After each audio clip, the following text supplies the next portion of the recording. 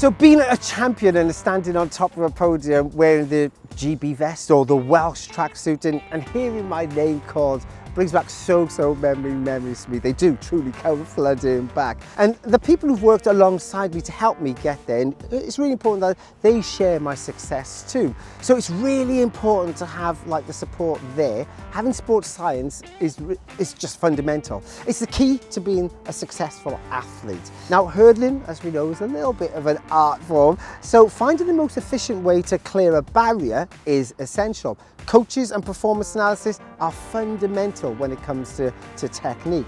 Psychologists can help in developing training regimes, making sure that you maximize your training. Nutritionists can help there with food intake. It's really important to optimize that performance, making it better. So sports science, as you see, clearly is there for an elite athlete. So to find out more about how you can become a sports scientist, study applied sport and exercise science at Glyndŵr University, visit wgu.ac.uk for more information.